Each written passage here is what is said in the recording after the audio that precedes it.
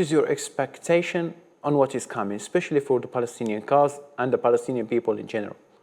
I want to say two things about this, and I'm very happy that you asked me that, and I'm going to give my personal view of this entire situation. I believe that this is a depopulation war.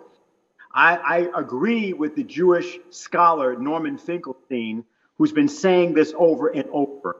And he talks about the idea of a policy called mowing the lawn, which has been a policy in Israel, which has been conducted at several times in the year 2005, 2008, and so on. And that's the term they use for killing Palestinians, particularly Palestinian children. This is the depopulation war. It's intended to drive people out. So there are lives in the balance here, as it is said. There are people under fire. What we have to do as a civilization, those of us who are in the United States or in Britain or in France or some of the other nations, we have to reject, we have to call it what it is.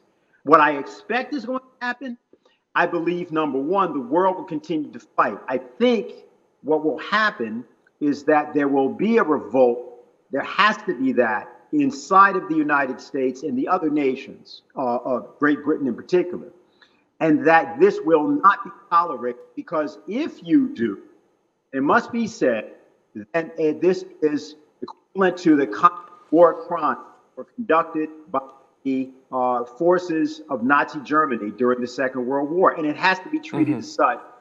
I don't think the world has any choice. We, of course, support nonviolent direct action.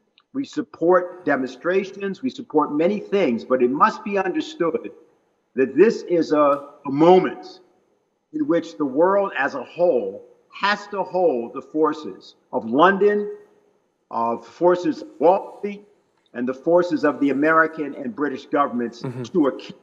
And that will have to come inside of those nations even more than anywhere else.